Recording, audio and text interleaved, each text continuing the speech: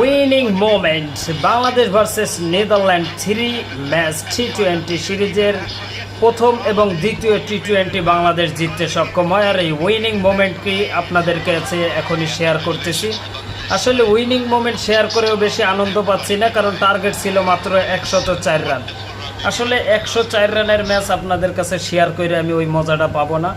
কারণ হচ্ছে আমি আশা করতেছিলাম হয়তো বা ম্যাচটা হবে 200 বা 180 রানের এরকম। কারণ আপনারা হয়তো বা জানেন কয়দিন পরে এশিয়া কাপ আছে। এশিয়া কাপের পরিস্থিতি হিসেবে কিন্তু তারা এই টিমটাকে স্বাগত জানাইছে, টিম নেদারল্যান্ডসকে। কিন্তু আসলে নেদারল্যান্ডসের সাথে যে পারফরমেন্সে খেলা হচ্ছে এটা আসলে এশিয়া কাপের পরিস্থিতি হিসেবে আমি দেখতেছি না।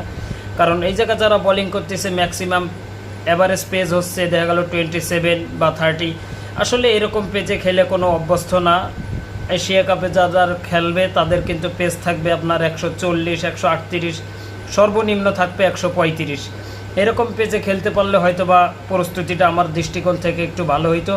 যাই হোক, একটা ইন্টারন্যাশনাল টিমের সাথে যখনই আপনি T20 খেলবেন, বিশেষ করে নেদারল্যান্ড, আয়ারল্যান্ড, এরা কিন্তু নিউজিল্যান্ড, ইংল্যান্ডের মতো সাবকন্টিনেন্ট দেশ দুর্দান্ত T20 খেলেন। দুর্দান্ত T20 খেলা একটা টিমের সাথে সিরিজ জেতা, এটা আসলে বড় পাওয়া। যাই হোক, সর্বোপরি কথা হচ্ছে টিম মায়ের দোয়া, শিক্ষা সফর বউয়ের দোয়া, টিমকে স্বাগতম, ধন্যবাদ, আল্লাহ হাফেজ।